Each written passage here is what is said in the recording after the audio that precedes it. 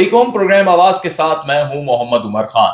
नाजरीन, पाकिस्तान में food security एक बहुत ही गंभीर मसला है और इस मसले का बुनियादी हल आज से तकरीबन 20 से 30 साल कबल निकलना चाहिए था, लेकिन अभी तक पाकिस्तान में किसी भी सतह पर इस मसले का हल नहीं निकला। और फिर ग़िज़ाई अजनास में चाहे कोई भी चीज हो, जब हम देख रहे हैं तो खुराक की किल्लत कहीं ना कहीं पाकिस्तान में दिखाई दे रही है। इसी पूरे सेक्टर के अंदर और खुराक के तनाजुर में दूध एक बहुत ही कीमती ग़िज़ा है जो हर लिहाज से, प्रोडक्शन के पॉइंट से भी और बहुत सारी चीजों की मैन्युफैक्चरिंग के पॉइंट से भी दूध की अपनी एक अहमियत है। लेकिन जब हम पाकिस्तान के अंदर इसके तमाम तर फैक्ट्स एंड फिगर्स देखते हैं तो इसकी प्रोडक्शन हमें बढ़ती हुई आबादी के एतबार से उस तरह नहीं दिखाई देती जो डिमांड और सप्लाई के फर्क को खत्म कर सके। क्या इसके पीछे वजूहात हैं और डेयरी फार्मर्स इसमें अपना क्या किरदार अदा कर रहे हैं, कैटल फार्मिंग का इसमें क्या रोल है और हुकूमत वक्त ने अभी तक गुज़िश्ता 75 सालों से लेकर क्या इस पर पॉलिसीज मुरतब की हैं, आज के प्रोग्राम में हम इन तमाम तर बातों का अहाता करेंगे। प्रोग्राम का आगाज हम कर रहे हैं dairy cattle and farming association के सेंट्रल प्रेसिडेंट हैं जनाब शाकिर उमर गुज्जर साहब, उनसे हम बात करके इसका आगाज करेंगे। अस्सलाम वालेकुम शाकिर साहब। वालेकुम सलाम जी, बहुत शुक्रिया आपने हमें वक्त दिया। पहले तो ये बताएं कि दूध की पैदावार जो है बतदरीज कम क्यों होती जा रही है, इसके पीछे क्या वजूहात हैं? भैंसें कम हो गई हैं पाकिस्तान में या प्रोडक्शन नहीं कर रही या कॉस्ट बढ़ गई, क्या मामला है? सबसे पहले तो जी आज न्यूज़ का शुक्रिया कि फार्मर्स की आवाज़ को ऐवान बाला तक पहुंचाने के लिए और अवाम उन्नास तक हमारा मुकदमा सही अंदाज में रखने के लिए आप मेरे पास तशरीफ़ लाए। यकीनन बहुत अहम मसले के ऊपर आप आए हैं और दूध की बढ़ती हुई कीमतें, गोश्त की बढ़ती हुई कीमतें या एसेंशियल कमोडिटीज़ की जितनी भी कीमतें बढ़ रही हैं, उसमें कभी भी किसान की मर्ज़ी नहीं रही कि वो कीमतें बढ़ाए। उसके पीछे जो कार फरमा है वो गवर्नमेंट की पॉलिसीज़ हैं और यकीनन उन पॉलिसीज़ के पीछे हमारे इदारों में बैठे करप्ट लोग हैं और इसका ज़िम्मेदार मैं समझूंगा ministry of national food security and research को, चारों सूबों के महकमा लाइव स्टॉक को, जिन्होंने इन 75 सालों में अपने जानवर की दूध देने की सलाहियत को ही नहीं बढ़ाया। लेकिन शाकिर साहब, जब हम इनके बयानात देखते हैं, सालाना एग्जीबिशंस देखते हैं, मिनिस्टर्स और सेक्रेटरीज की जानिब से परफॉर्मेंस देखते हैं तो उसमें दिखता है बड़ी मुतहरिक हुए में सबके सब, चाहे फेडरल हो चाहे प्रोविंशियल लेवल हो। आप कह रहे हैं कि इन्होंने कोई काम ही नहीं किया। वो कहते हैं जिन्हें कोई गम नहीं गम ज़ात से ज़्यादा, ना हुआ कि वो भी करते तेरे गम से इस्तिफादा। ये वही लोग हैं अज़ल से जो फरेब दे रहे हैं, कभी डाल कर नकाबें कभी ओढ़ कर लिबादा। तो बस क्या बयान करूँ मैं। वतन अजीज़ का बुरा हाल है जी, और पाकिस्तान जो इस नहज पे पहुंचा है उसमें यही सियासतदान उस तमाम ही उसमें लगा लें और हमारे इदारों में मौजूद करप्ट लोग उसमें शामिल हाल रहे हैं। जो दूध की पैदावार घटी है ना, देखें, वतन अजीज़ में मैं बारहा कहता हूँ कि वतन अजीज़ हमारे मवेशियों की ज़रूरियात का 45% चारा पैदा करता है।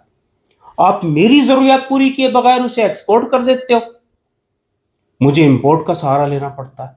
जब वो इंपोर्ट होके आएगा, यकीनन महंगा चारा मवेशी को खिलाएंगे ना, उसका इम्पैक्ट कास्ट ऑफ प्रोडक्शन पे आएगा, कीमत पे आएगा। कीमत कौन भरेगा? आप भरेंगे, सारी भरेगा, मैं अपनी जेब से नहीं भरूंगा। तो देखें, हम मुतालबा करते हैं कि जी अजनास की जो बाई प्रोडक्ट्स है उसके एक्सपोर्ट पे पाबंदी लगा दें, हम कीमतें कम कर देंगे, गोश्त, मुर्गी, अंडा, दूध, सब चीज़ें सस्ती हो जाएंगी।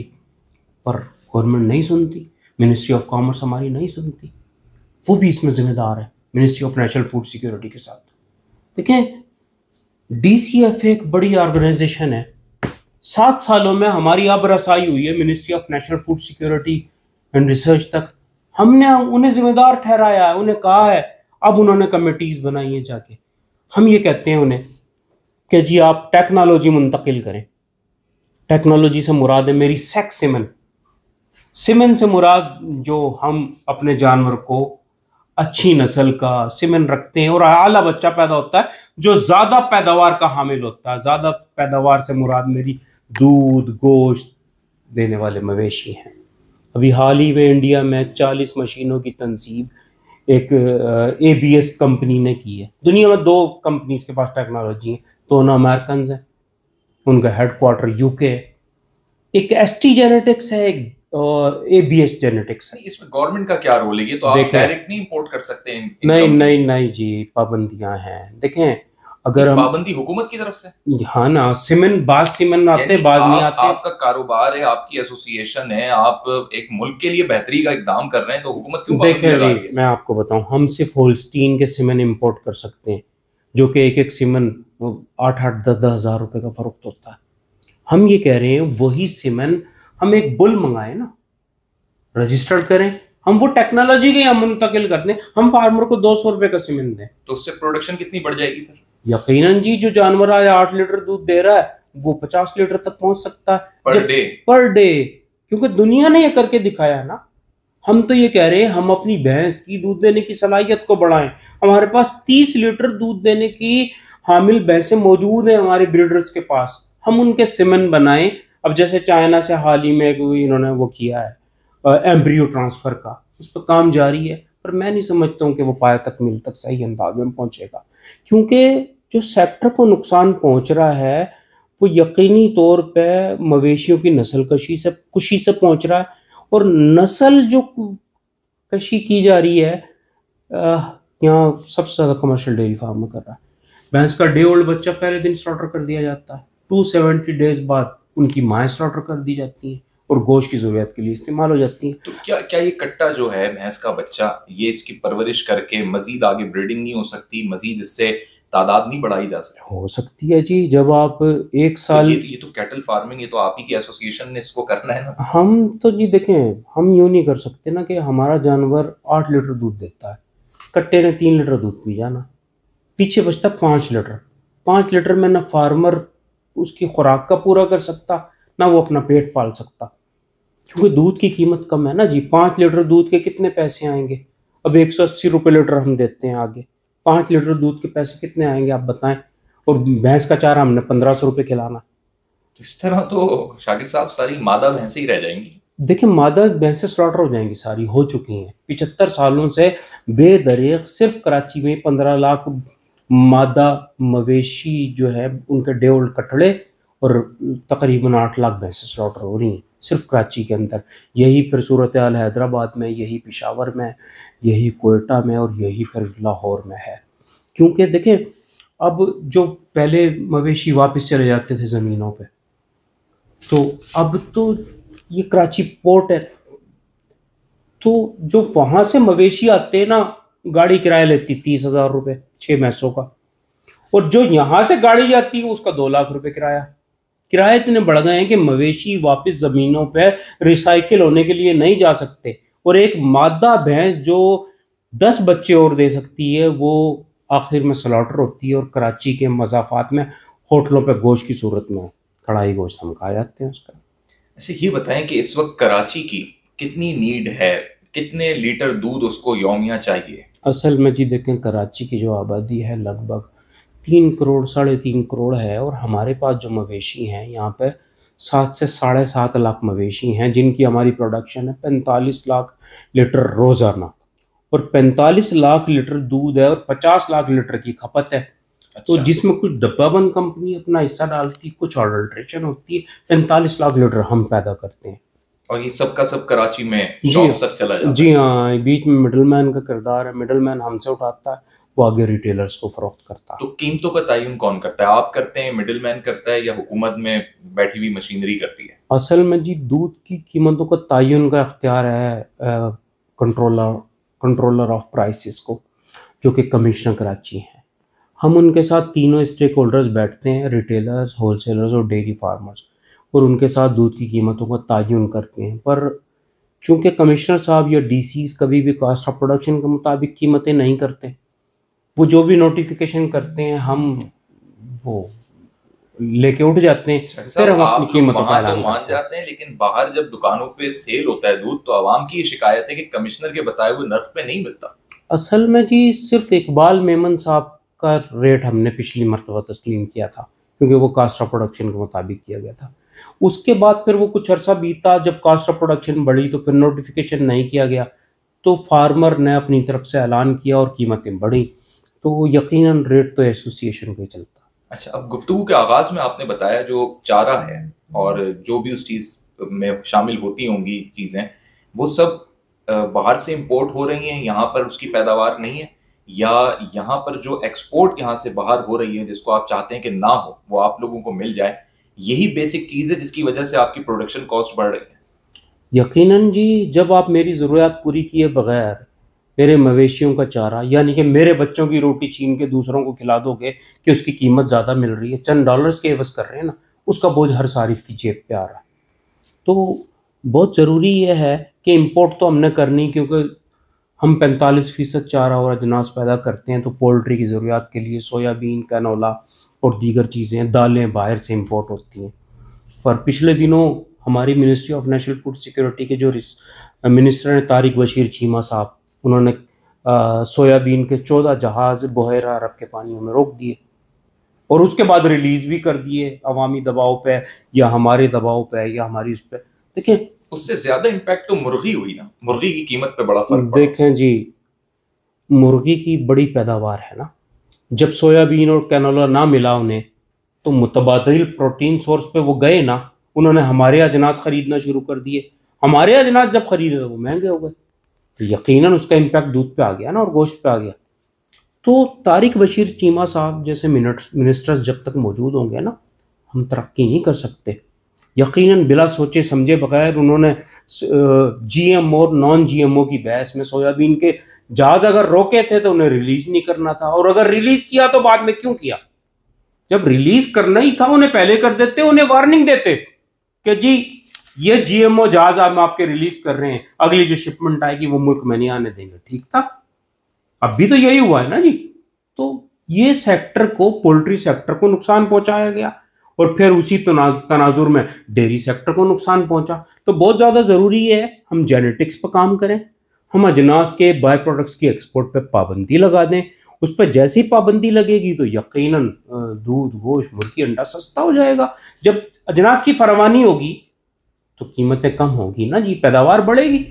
आपकी एसोसिएशन किस तरीके से देख रही है आइंदा 5 साल पाकिस्तान में मिल्क प्रोडक्शन को, कैटल फार्मिंग को, कहां पर हम खड़े होंगे? असल में जी, यकीनन जैसे वतन अजीज़ के दरवाजे पे एक इनकलाब दस्तक दे रहा है, एक खूनी इनकलाब दस्तक दे रहा है, इसी तरह डेयरी सेक्टर भी अपने एक अहम दोराहे पे खड़ा है। बहुत बड़ी तब्दीलियां आने वाली हैं और यकीनन जेनेटिक्स पे भी काम हो रहा है।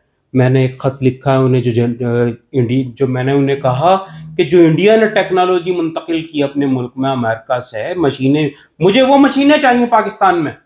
मैंने हमारे एनिमल हस्बेंड्री कमिश्नर को खत लिखा। कोई रिस्पांस मिला? हाँ, उस पर नोटिस ले लिया गया है। तो उन्होंने 40 मशीनें लगाई हैं, हम एक मशीन लगाने की तरफ जा रहे हैं। तो यकीनन जब एक लग जाएगी तो आगे और भी बढ़ जाएंगी। वो इनिशियल स्टेज पे है वो बातचीत हमारी। अभी हमारी कंपनी से तो मीटिंग नहीं हुई किसी से भी, हमारी मिनिस्ट्री में जो मीटिंग्स हैं वो जूम पे मुसलसल चल रही हैं। देखिए, हर पाकिस्तानी मुहब्बे वतन है, आप खूनी इनकलाब की बातें कर रहे हैं, देखने वाले सोच रहे होंगे कि भैंसें कट रही हैं, असल तो उनका खून बहाया जा रहा है और फिर वो रेस्टोरेंट पे जो है बड़े मजेदार खाने बन रहे हैं।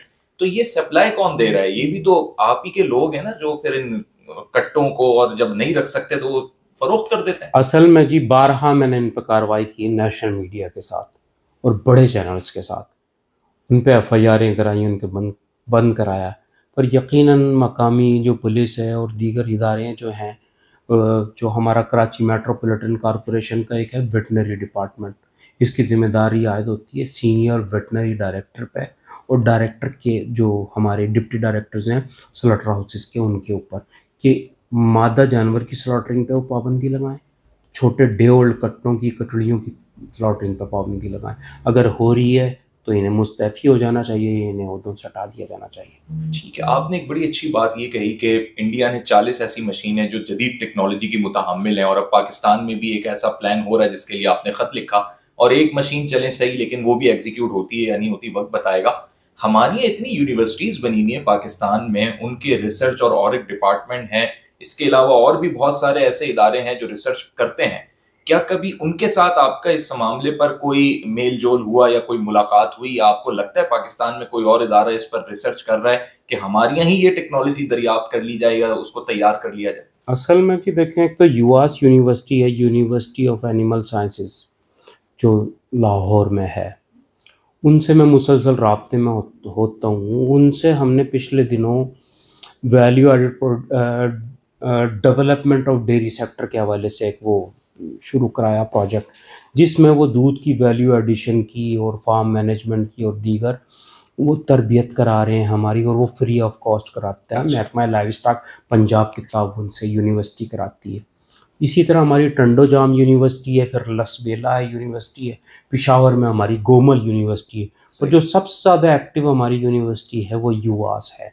तो हमने उन्हें लिखा है बारहा, पर अब तक मैं समझता हूँ कि उन्होंने जो ये एम्ब्रियो ट्रांसफ़र का है वो यूआस और महकमा लाइव स्टॉक पंजाब के ताउन से चाइना के साथ प्रोजेक्ट शुरू किया, उसके पाकिस्तान को फ़ायदे होंगे।